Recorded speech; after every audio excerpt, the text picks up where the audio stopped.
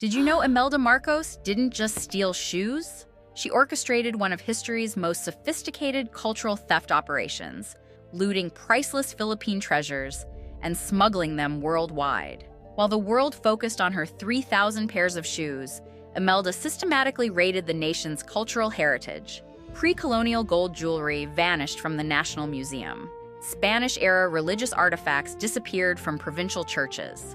Rare manuscripts were stolen from University of Santo Tomas archives. Her method was brilliant and brazen. Using diplomatic pouches, she smuggled treasures to Swiss bank vaults, completely bypassing customs. A network of international art dealers helped authenticate and sell stolen pieces to private collectors. After 1986, investigators discovered coded inventory lists hidden in Malacañang Palace, revealing the true scope of her operation. Today, recovery efforts continue as priceless artifacts remain scattered in private collections worldwide. Some museums still refuse to return pieces they know were stolen, claiming legal technicalities or questioning ownership. Beyond the designer shoes lies a devastating cultural crime that robbed Filipinos of their ancestral heritage. How many more national treasures remain hidden in foreign vaults, waiting to come home? An ex of mine that he also dated. Are you guys a couple? Yeah. Do you want to share the quick story how you met? We actually met through a mutual friend. Oh, so my friend invited me out to go to a party. Well, basically, that friend was technically an ex of mine that he also dated. I asked my friend though if it was okay. And now we're like 16 months together. Wow. Yeah. 16 months in. What's your Yeah. favorite thing about it? His smile, honestly, and his eyes, like every time, like before we go to sleep, like there's this like moment where I just stare at his eyes for like a minute straight. And then it just gives me, I don't know, peace. He would do this, and then we'd be like, Stop! I used to hate it, but you know, over time I grew to love it. When he calls me Biggie, I don't like being called Big, but you know, when he says it, it's like full of love. It makes me feel so happy now when he calls me Biggie. So, no, anyways, in a oh, fluffy shut up. way. What are you guys excited for in the future? I don't know, just growing old together. Yeah, probably. moving in finally. Yeah, we Yeah. just moved in together. What are your names? Oh, my name's Ford. My name's Josh. So, if there's someone out there looking for their Ford or Josh, any advice for them? Just put yourself out there and Yeah. be open for connections. You don't have to like explicitly find someone. It just happens. Right. Like us. We just happen. Yeah. So. And maybe find someone with a mutual ex. Oh my god. Hopefully not like that.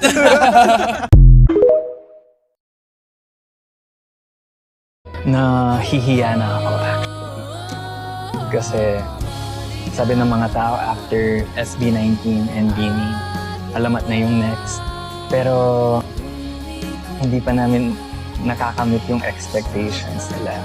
Hindi ko maiwasang maisip na we might not be destined for this. I'll go solo if hindi kami nag-succeed. Pero huwag naman sana. Gagawin ko talaga. Mahirap man, pero dahil talaga ang buhay, tatanggapin mo. Yes, Alamat holds a very special place for me. And to see it go would really crush me. Ano ba talaga yung alamat para sa akin? Ang daming pwedeng gumawa ng bagong grupo at mas magaling pa sa amin. Hindi ka talaga alam kung hanggang dito na. So, nag-go pa rin ako sa alamat kasi pakiramdam ko talaga meron talagang future yung alamat. Merong future yung pinaghihirapan namin. And ayoko syempre biguin yung mga taong naniniwala sa amin.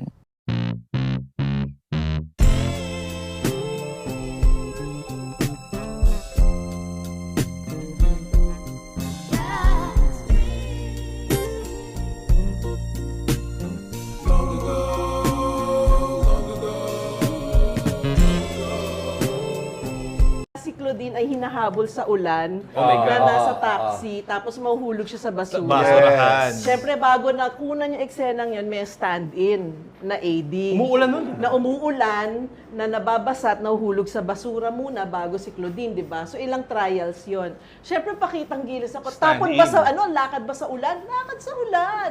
Tapon sa basura, higa sa basura. Kanya din, di ba? Talagang babawi ako. Yes. Pero ganun talaga pag kunwari, di ba, as an AD, reality. Meron ka talagang moments na you're human. Meron kang moments na parang wala ka rin sa sarili mo You wanna be 100%, but things happen. Especially nung mga panahon na yun, bata-bata ka pa, di ba? Marupok, di ba? Ang dami mong emote. Oo, at malaki ang utang, kailangan ko singilin yun, di ba? So anyway, ayun. So after that naman, nakabawi na ako. Pero it was talagang alam mo yung horror, yung parang talagang nanginginig ka na bukod sa laki ng eksena na kukunan mo, galit sa'yo yung director mo.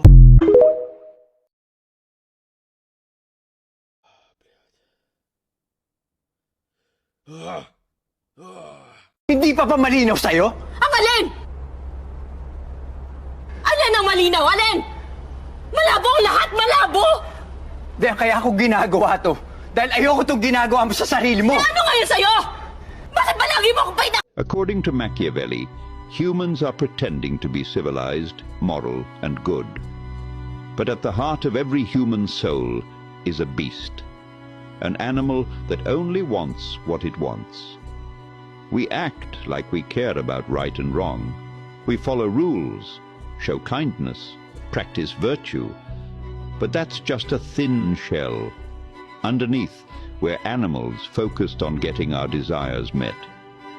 The morality we display is often just performance. Machiavelli says, drop the act except when the act serves you. If being gentle gets you ahead, be gentle. If seeming trustworthy opens doors, seem trustworthy. But never actually become these things. The point isn't to be good, it's to be effective. To use whatever face works in whatever situation. Now, you don't have to live this way. Most people would call this a cold, empty way to exist. But understanding it matters, because whether you accept it or not, some people are playing this exact game, and they're playing it on you. One of the things that I miss in the morning when I was in CDO is this little gem. It's called Puto Maya. Puto Maya is like a sticky rice with some brown or black rice. Then it's served with a chocolate sauce. This chocolate sauce, like a tablea mixed with water. And take note that this meal is not that sweet. It depends on how or how many sugar you will add to the dish. The way you eat this is by adding the chocolate sauce and the rice, then put a little bit of sugar on top of it and put it in your mouth. We had the Puto Maya in Kogon Market by like 4 a.m. or 6 a.m. in the morning, and the place is packed. Like everybody's eating this. Yeah, like everybody. Chocolate for breakfast. Amazing. Oh, that's me. You're probably wondering how I ended up in this situation.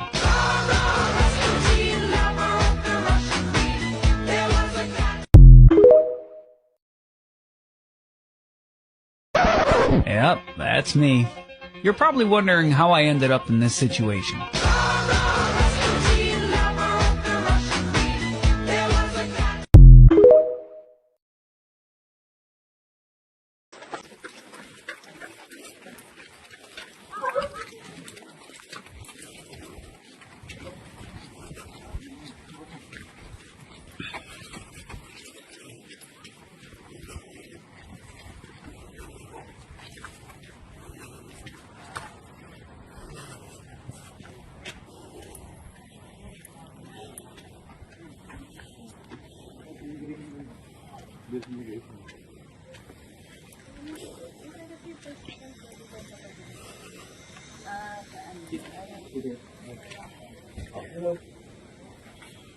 You understand English?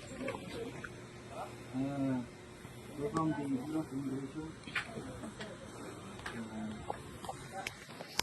Your people soup. And I am from immigration, so I have here a people order. So here is the report that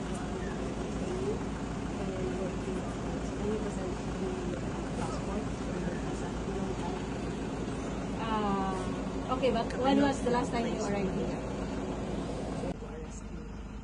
You have the right to remain silent. Anything you say may be used against you. You you have the right to a lawyer. If you can't afford a private lawyer, then the government will provide one for you. You understand that, Tony?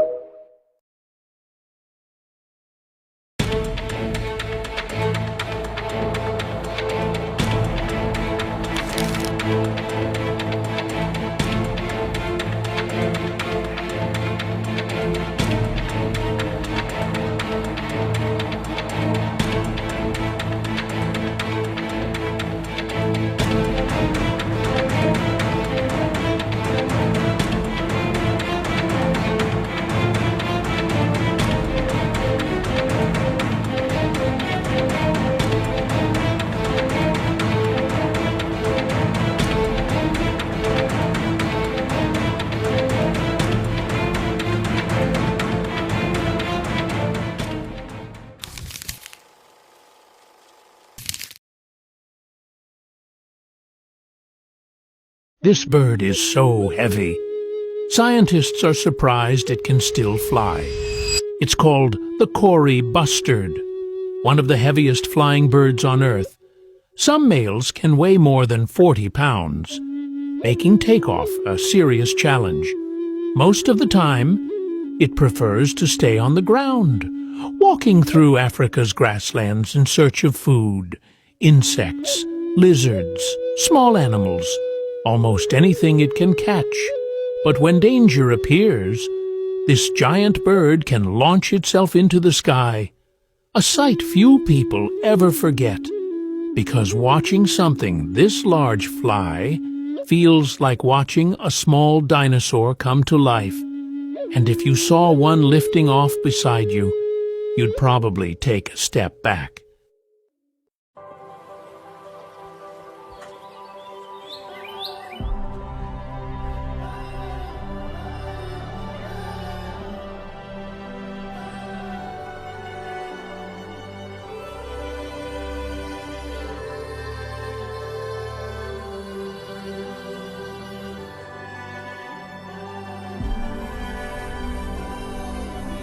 If you spot this small plant near a garden, roadside corner, or even pavement cracks, don't rush to pull it out. Take a closer look. It may not be just another weed. This plant is called purslane, also known as pigweed or Persian greens. What's unique is how it grows. Instead of standing upright like most weeds, it spreads flat along the ground from the center outward, forming a green carpet over the soil. Look closer. The stems are reddish or purple, and the leaves are thick, juicy, like tiny water storage tanks. That's why it handles heat and drought so well. Its roots are shallow but tough. In summer, it produces tiny yellow flowers that open briefly in strong sunlight.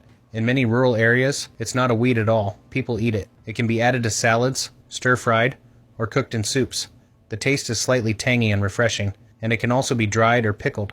It contains omega-3s and vitamins. It may look ordinary, but it survives where most plants fail. It grows everywhere without being planted, and no matter how often you pull it, it keeps coming back. Next time you see it, would you recognize purslane?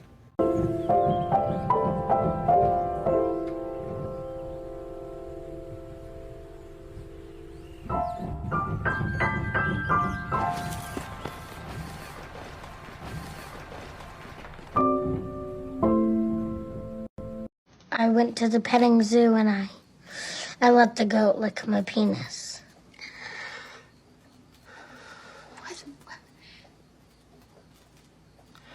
No, that Now, honey, You promised you wouldn't get mad, okay? They're being honest. Hopefully that's it. I had a beer with the old biker man at the end of the street, and he let me touch his old lady's titty.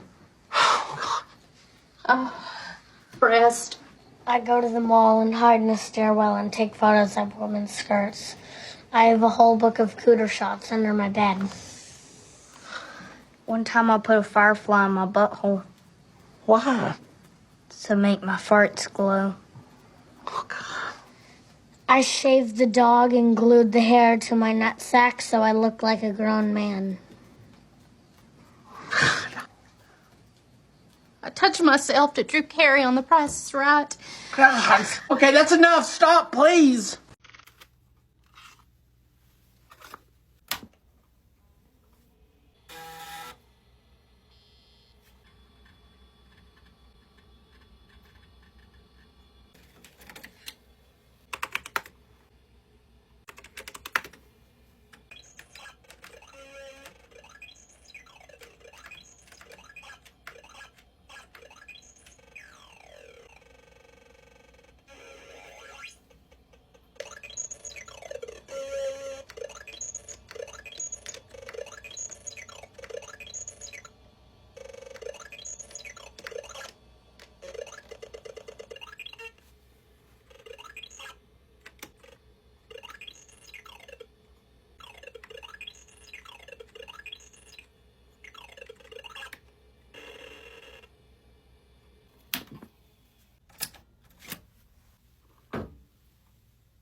When Princess Bubblegum was born, she was tiny and saw her brother, Ned, falling. This explains why she became a princess instead of a queen. About 900 years ago, Princess Bubblegum was born from a collective mind made of pink gum known as Mother. Bubblegum fell into a puddle, while her brother Ned fell onto a stalagmite and got hurt. Ned ran off in a panic, badly injured, until he found a tree. Meanwhile, Bubblegum wandered around, admiring everything she saw. Eventually, she found a very agitated Ned and calmed him down by making a soothing sound. Over time, that tree grew. As Ned sucked on the sap, he produced a sweet juice that nourished the tree. Bubblegum studied and became a brilliant scientist, eventually using that sweet juice to create companions. However, the first ones she created were too mature and caused many problems, so she transformed them into different, much less intelligent candy beans. She called them Candy People, but since she was just a child, she asked to be called Princess. Over time, she expanded her kingdom around the tree, creating more Candy People and homes for them. She built a wall and royal guards, creating everything she imagined, and thus formed the Candy Kingdom.